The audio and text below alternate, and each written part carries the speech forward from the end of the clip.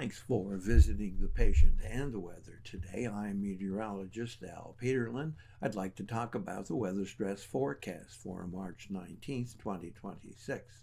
We do keep additional graphics available at tpatw.com. We maintain a storefront on Amazon Patient Weather. Amazon purchases made through our Patient Weather storefront support the activities of Patient Weather.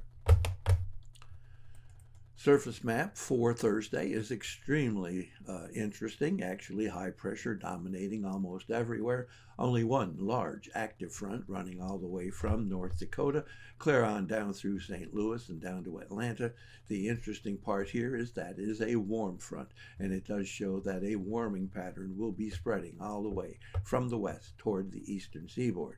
A little bit of winter lingering about the Great Lakes, and of course some moisture flowing into the Pacific Northwest. The part about this so-called downslope motion will be that the fire weather risk will be pushing into Montana and Wyoming just because of that downslope motion. And of course, with all these warm temperatures, we could start looking for pollen to start increasing dramatically, especially across the south, but it'll be rising quickly in most areas. Looking at our vitality index, which is the composite of the different weather elements as they change, and you'll note that we don't have a whole heck of a lot going on here for Thursday. A little bit in the upper northern plains, the Dakotas, but the most significant areas here through the middle Atlantic states and on into New England. Pressure change, and usually pressure change is extremely important, but for Thursday it's a small area with some rising pressure here about the Michigan Upper Peninsula, but the falling pressure will be the issue along that eastern seaboard from Virginia up into Delaware, Maryland, but specifically across New England, and note mostly, especially across this more northern portions of New England.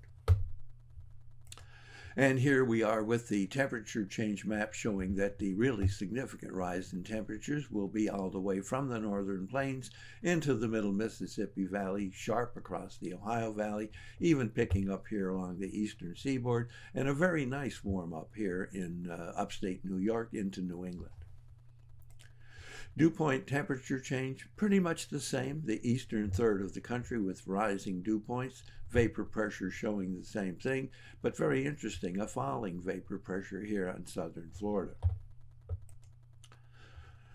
Migraine risk will be especially light on Thursday, a little bit here in the westernmost portions of Washington state and about the Michigan Upper Peninsula.